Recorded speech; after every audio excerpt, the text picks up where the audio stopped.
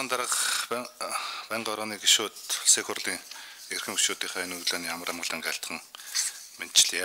За тэгээ өнөөдрийн өчигдрийн улсын хурлын даргын зөвлөлд оролдож өнөөдрийн манай байнгын орооноор хичээлийн шинэ жилийн бэлтгэл ажил цэцэрлэг сургуулийн хамрагдалт боловсролын салбарын хөрөнгө оруулалтын гүйцэтгэлийн талаар мэдээлэл өгөх чиглэл өгсөн учраас өнөөдрийн мэдээллүүдийг хийж байна.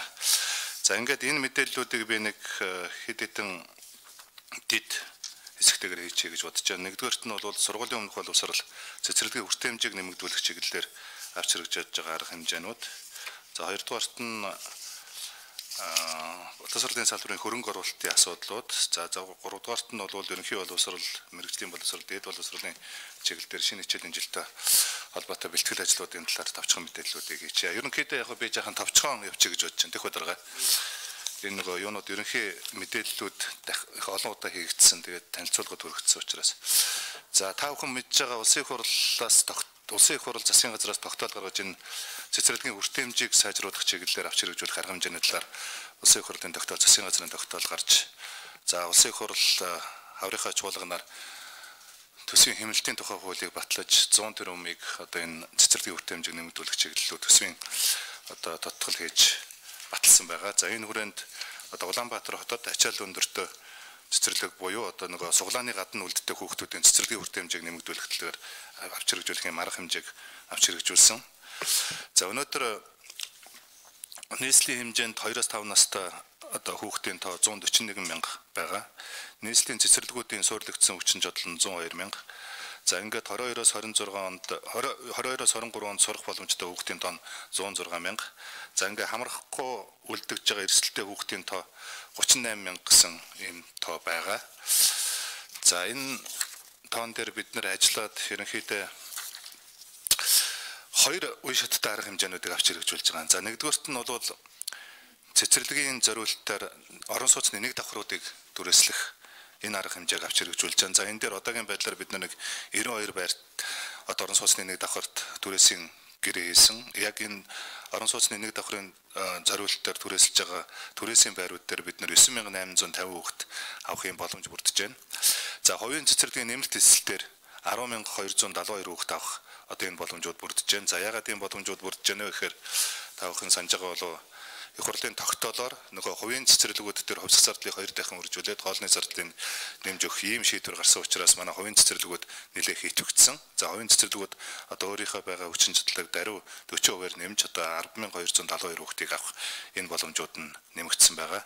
За улсын цэцэрлэгт нэмэлт эсэлтээр салбар бүлэг байгуулж 39 байран дээр салбар бүлэг байгуулж 3811 хүүхдийг авах боломж бүрдлээ. За гэр цэцэрлэгт одоо юуны Баян зүрх дүүрэг, сонгон хайрхан дүүргийн аслагдсан гэр хорооллын дүүргүүдэд гэр цэцэрлэгээр 240 хүүхдийг одоо шийдэх нь боломжууд байна.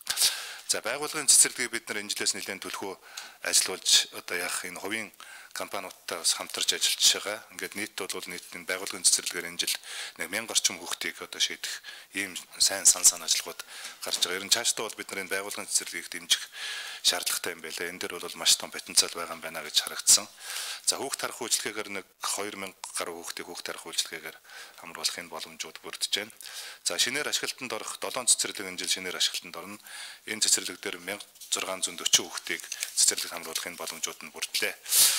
За ингээд 9 сарын 1-ээс өмнө 9 сарын 1-ээс хойш гэдэг ийм хоёр үе шаттайгаар бид нэр хүүхдүүдэд хамруулъя гэж бодож байгаа. Ягаад 9 сарын 1-ээс хойш гэж байгаа юм бэ гэхээр нөгөө орон сууцны нэг давхрууд болон тусдаа цэцэрлэгийн зориулалтаар тусдаа байшин хөдөлж авах. За цомцог гэр шинэ технологи зөөрөлсөн энэ гэр цэцэрлэгүүдийг хөдөлж авах дээр болвол нөгөө тендерийн хуулийг одоо барих шаардлага гарсан учраас энэ дээр нэлээд цаг хугацаа шаардагдсан. За ингээд ямар ч гэсэн тендер хуулийнхаа дагуу бид нар энэ тендерүүдийг зарлаж за орон сууцны нэг давхрын 14 байрыг худалдаж авахар болж байгаа. За би даасан 7 барилгыг худалдаж авах ийм боломж бүрдэж байна. За энэ дээр нийлээд нэг 2300 орчим хүүхдийг багтаах шингээх ийм боломжууд гарч байгаа. За цомцог гэр гэдэг нь нэг шинэ технологиор барьсан ариун цэврийн байгууламж бүхий энэ гэр дээр 11 гэр цэцэрлэг одоо энэ цомцог гэр бүхий цэцэрлэгүүдийг барьж 11 сард ашиглалтанд орно. За эхний цэцэрлэгүүд баригдж эхэлж байгаа. За энэ дээр 1102 хүүхэд орохын боломжууд бүрдэнэ.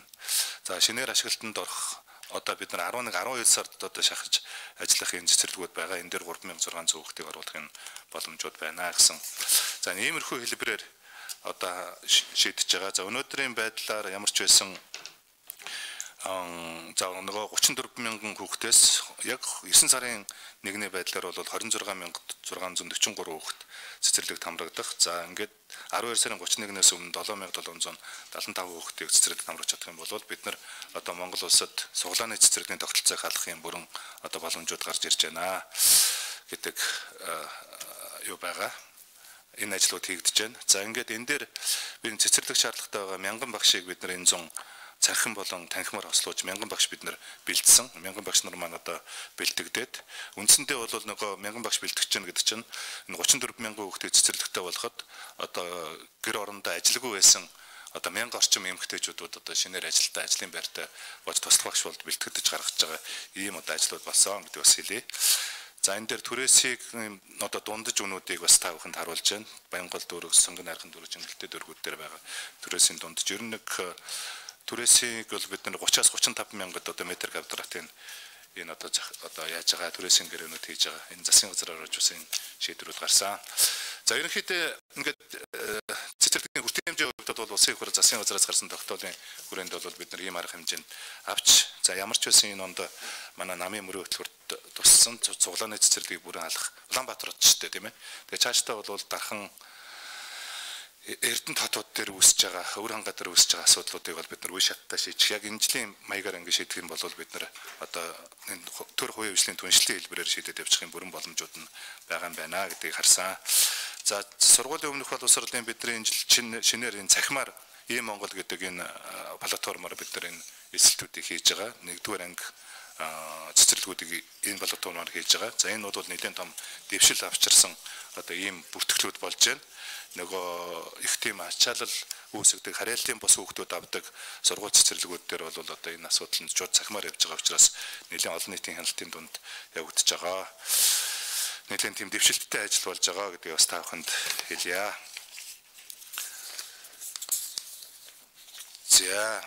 За хөрөнгө оруулалтын хувьд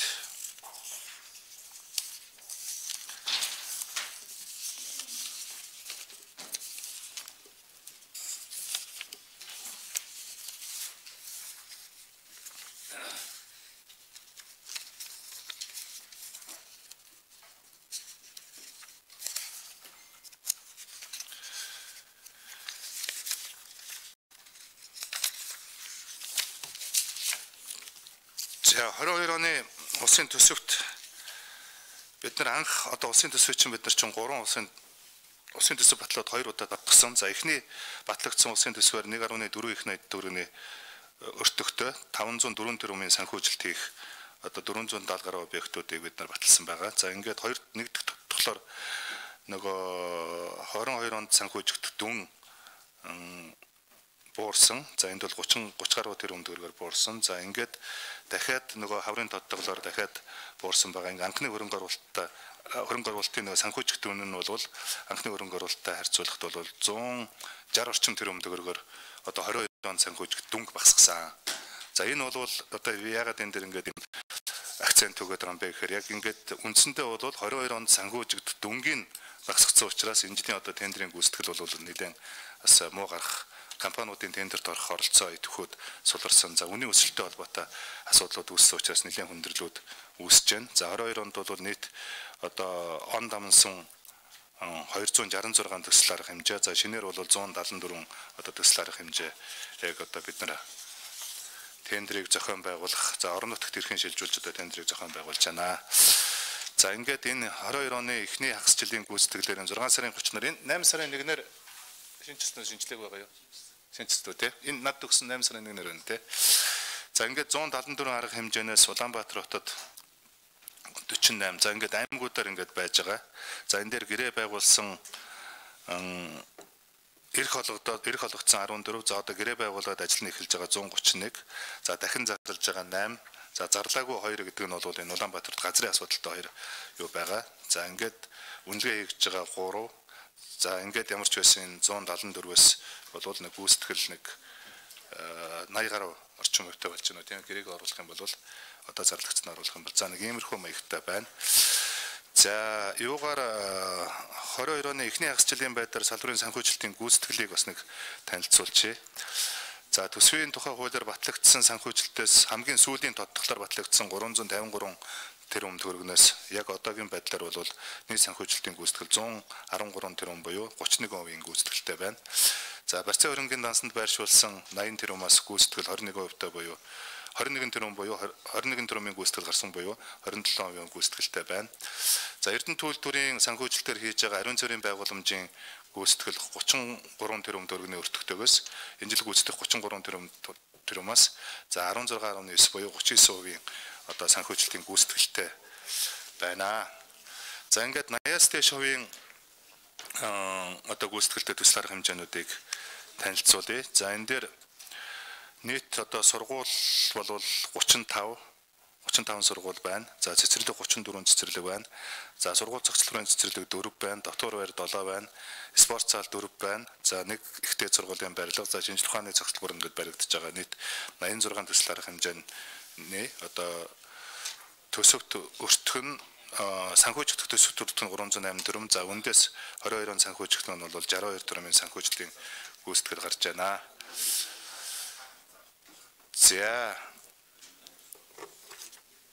За ингээд нийт төсөл арга хэмжээнүүдийг аймгаар нь гаргаад бас гишүүдэд тойрогоор нь хөргүүлсэн учраас бол ингээд гишүүд өөрсдийнхээ тойргуудын төсөл арга хэмжээний гүйцэтгэлүүдийг хараараа гэж бас хэлхийг хүсэж байгаа. За энэ дээр бид нар сая засгийн газарт асуудал оруулж ер нь 80-аас дээш хувийн гүйцэтгэлтэй байгаа энэ объектуудаа нэг 86% одоо объектуудыг ер нь энэ жилд нь оруулъя гэдэг нэг ийм асуудлуудыг сая засгийн газрын хуралдаанд орж шийдвэрлүүлсэн. За ингээд үндсэндээ нөгөө юу байгаа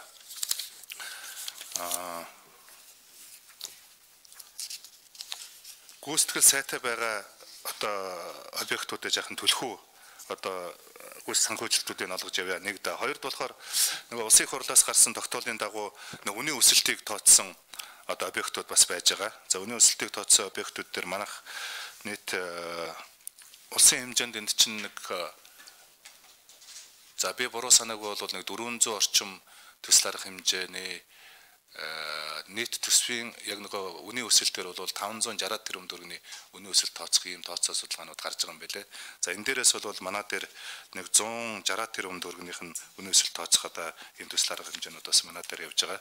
За энэ талаар одоо сая Монгол Улсын засгийн газарт оруулж одоо бид нараас тодорхой асуудлуудаа шийдвэрлсэн. За энэ дээр бол нэгд одоо яг энэ жилдээ дуусгаж байгаа төсөл арга хэмжээнүүдээр нь жахан шахъя. Тийм ээ, гүйцэтгэл муутай байгаа арга хэмжээнүүдээс тэр гүйцэтгэлүүдийн ер нь гүйцэтгэл сайтай байгаа арга хэмжээнүүдийг шилжүүлье. За ингээд нэг да хоёрд болохоор үнийн өсөлт тооцсон яг энэ ондоо дуусгаж байгаа төсөл арга хэмжээнүүдийн бас үнийн өсөлтүүдийг тооцож одоо олгох ийм боломжуудыг хаяа. За гуравт нь бол 23 оны төсөвт батлуулахдаа энэ үнийн өсөлтийг одоо барилгын магадлалын хэмжлэгтээр хийлгэсэн одоо энэ объектуудынхаа санхүүжилтүүдийг одоо тусгаад явъя гэсэн нэг ийм одоо зарчмуудыг одоо барьж сая засгийн газраар бас энэ асуудлуудыг орж шийдвэрлсэн гэж хэлж одоо болно.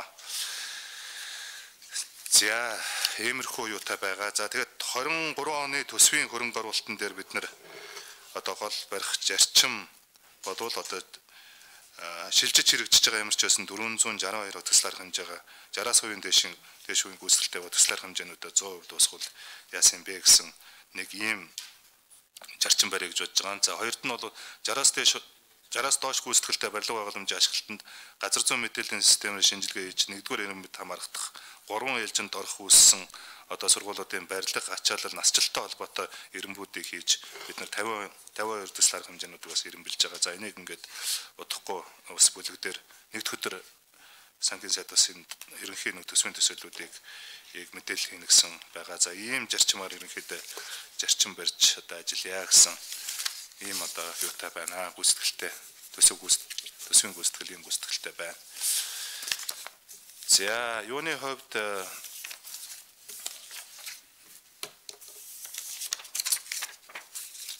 ерөнхий боловсролын сургуулийн хувьд бол 3 ээлжинд орчих болцсохгүй магадaltaй нийт улсын хэмжээнд 41 сургууль байгаа.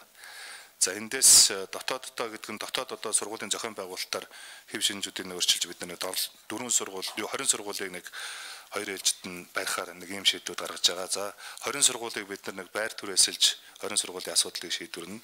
За нэг сургууль дээр бид нэр өргөтгөлийн санхүүжилтийг шийдвэрлсэн учраас энэ өргөтгөл одоо энэ ондоо шийдвэл бид нар ямар ч байсан 3 ээлжинд орчих магадaltaй 41 сургуулийг одоо 22 ондоо гал унтрах маягаар ингээд нэг шийдчих юм боломжууд нь байгаа болов уу гэж бодож байна. Тэгээд цаашдаа энэ 41 сургууль дээр одоо өргөтгөл хийж байгаа 17 сургууль байгаа. Тэгээд 23 оны төсвүүдээр бид нар энийг одоо 3 ээлжинд орчих сургуулиуд дээр илүү хөрөнгө оруулалттай нэлээд эренбэлж одоо шийдэх юм зайлшгүй шаардлага гарч байна гэдэг бас энэ тасрамд мэдээлэл болгоод хэлжээ. За энэ дээр нийслэлийн хэмжээнд 3 ээлжинд шилжиж болсохгүй сургуулиудын мэдээллүүдийг бид нараас дүүргээр нь гаргасан байгаа. За гişүүд ингээд харах. За 1-р ангийн элсэлтийг одоо бид нараас үндсэндээ захимаар авж байгаа. Энэ жил 1-р ангид бол 78,090 хүүхэд одоо 1-р ангид элсэж орно. За энэ элсэлтийг одоогийн байдлаар бид нар 68%-тай буюу 64,842 хүүхдийн бүртгэгдүүдийг одоо хийж дуусч байна. За сурах бичгийн хувьд бид нар 1-ээс 12 дугаар ангийн сурах бичгийн хэвлэлдэх захиалах үнийн өсөлттэй холбоотойгоор одоо 5-6 сард энэ байгууллагуудтай хэлцээрт орж үнийн тохируулгуудыг хийсэн. Нийт үнийн өсөлтийн 32.3%-аар одоо өсгөх юм шаардлага тавьсан. Тэгээд энэ дээр бас нэлээд хэлцээрүүд хийж энэ валютын ханшны зөрүү мөрүүдэд тооцох хэлцээрүүд хийгдсэн учраас нэлээд цаг хугацаа бас нэлээд орсон байгаа. За ингээд ямар ч байсан энэ 8 сарын 3-наас одоо 1-р ангийн одоо сурах бичгүүдийг хэвлэж түгээх ажлууд бас эхэлсэн байгаа. За улсын төсвөөр бол 2.7 тэрбум төгрөгийн санхүүжилтээр 1-ээс 2 дугаар ангийн 13 төрлийн 687 мянган сурах бичгийг бас хэвлсэн байна. За түрээсийн эргэлтийн сангаас 6.4 тэрбум төгрөгөөр 3-аас 5 дугаар ангийн 23, за 9-ээс 12 дугаар ангийн 108 төрлийн одоо төлбөртэй сурах бичгүүдийг ашиглуулахын сурах бичгүүдийг хэвлэж нийлүүлэх төлөвлөгөөтэй ингээд ажиллаж байна. За нэг иймэрхүү мэдээллүүдийг ЕБС-ийн төвшөнд өгчээ. За мэргэжлийн боловсрал одоо юунд ирсэн байгаа. Боловсролын салбарт ирсэн байгаа. За энэтэй уялдуулж бас бид нар энэ мэргэжлийн боловсролынхаа хуулийг бид нар сая засгийн газар хэлэлцээд улсын хурлд өргөн барихаар одоо бэлэн болсон байна. За ингээд хууль батлагдаж гарах юм бол бид нар мэргэжлийн боловсролын 2.5 жилийн 3 жил одоо болгох одоо энэ ажлууд бас хийгдэнэ. Мэргэжлийн боловсролын салбарт байгаа хөтөлбөрийн шинжилгүүд, за багшийн асуудлууд, энэ санхүүжилтийн асуудлуудад ингээд бүрэн шийдэгдээд явчих юм боломжууд нь байгаа болов. Цаашдаа бид нар энэ мэргэжлийн боловсрол, техникийн боловсролыг яг эдийн засгийн засгийн газрын 6 сэргэлтийн хүрээнд буюу одоо зах зээлийн эрэлт нийлүүлэлттэй уялдсан энэ тогтолцоонд одоо шилжүүлэх энэ ажлуудыг бас хийж ихтүүлж байна гэдэг бас та бүхэнд мэдээлэл болгоод хэлжээ. За дээд боловсролын төвшөнд 88 ихтэй сургууль байсан. За ингээд саяын одоо 21 сургуулийн сургалтын үйл ажиллагааг зогсоосон. За ингээд 24 сургууль дээр 6 сарын хугацаатай үүрэг өгөгдсөн байгаа. За ингээд дээд боловсролын чиглэлээр авч хэрэгжүүлж байгаа юунууд төр бол нэлээд томоохон засгийн газрын 2 удаагийн ийм шийдвэрүүд гарсан байгаа. За хөдөө орон нутгийнхаа сургуулиудыг нэлээд анхаарах, хөдөө орон нутгтайгаа төрийн өмчтөгтэй сургуулиудаа нэлээд анхаарах гэдэг чиглэлээр одоо бодлого явуулж байна. За ховдын их сургууль, Монгол Улсын их сургуулийн харьяа салбар сургууль болсон. За Баян-Улгийн багшийн сургууль, МОБИС-ийн шууд харьяа салбар сургууль болсон. За Дорнодын сургууль, Монгол Улсын их сургуулийн харьяа болсон. За Эрдэнэт дээр байсан Монгол Улсын их сургууль, Шүтээсийн сургуулиудыг нэгтгээд Эрдэнэт одоо их сургууль буюу Шүтээсийн одоо салбар сургууль болж зохион байгуулагдж байгаа. За Өвнөгов аймаг дээр одоо оюутлахын хөрөнгө оруулалтаар Шүтээсийн уул уурхайн сургууль одоо баригдаж эхлэх техник эдийн засгийн үндэслүүд эхэлж байна. Өмнө говь дээр энэ жил 100 оюутны эсэлт авч яг өмнө говь аймаг дээр бас одоо энэ уул уурхайн сургуулийн одоо үйл ажиллагаа, сургуулийн үйл ажиллагаа бас эхэлж байгаа гэдэг ийм одоо төлөвлөлтүүд бас хийгдэж байгаа гэдэг бас энэ ташрамд дурдъя гэж бодож байна. Тэгээ цаашдаа бид нар ерөнхийдөө энэ ихтэй сургуулиудаа төрийн өмчит ихтэй сургуулиудаа хөдөө орон нутгад дээр бас нэлээд төвлөрүүлж зохицуултууд хийх юм ажлуудыг бас энэ жилээс эхэлж байгаа. За орон нутгад бол одоо 9,000 оюутан сурж байна. За ингээд цаашдаа бол бид нар энэ орон нутгт ер нь 1-р курстэй орон нутгт сурдаг. 1 дээр нэмэх нь 3, 2 дээр нэмэх нь 2, 2 дээр нэмэх нь 1 гэсэн энэ одоо тогтолцоонуудыг бас нэвтрүүлэх юм бол хөдөө орон нутгт одоо энэ ихтэй сургуулиудыг төрөлжүүлэн одоо байгуулах ийм боломжууд нь гарч байгаа маа. Дархан дээр бас энэ ажлууд хийгдэж байгаа. дорн говь дээр хийгдэж байгаа, говьалтай дээр хийгдэж байгаа нэг ийм ажлууд хийгдэж байгаа гэдгийг хэлчихье. За сая хөтөлбөрийн чанарын шинжилгээний хүрээнд бид нар энэ индексүүд байсан. Нийт нэг 2500 индекс байсан. Энэний бид нар 908 одоо хөтөлбөрийг хаасан. За ингээд үндсэндээ бол цаашдаа одоо 1656 одоо хөтөлбөрөөр сургалт явуулах одоо ийм боломжуудыг бид нар нээж өгч байгаа. За энэ хөтөлбөрүүдийг хааж байгааг бол шалтгаан болвол үндсэндээ хөтөлбөрийн давхцлууд маш их байсан. За одоо зөвхөн менежментээр ихэд ингээд задраад одоо маш олон энэ 112 хөтөлбөр энэ төр гэдэг ингээд оновчгүй одоо агуулга ангиллууд хийгдсэн ийм хөтөлбөрүүд байсан учраас энийг бид нар нэлээд зохицуултууд хийж засч одоо янзалж байгаа гэдгийг бас та бүхэнд мэдээлэл болгож хэлье. Энэ бол бас боловсролын салбарын дээд боловсролын хүрээнд хийж байгаа нэлээд томоохон одоо бас шинжилтийн өөрчлөлтүүд бас болж байна.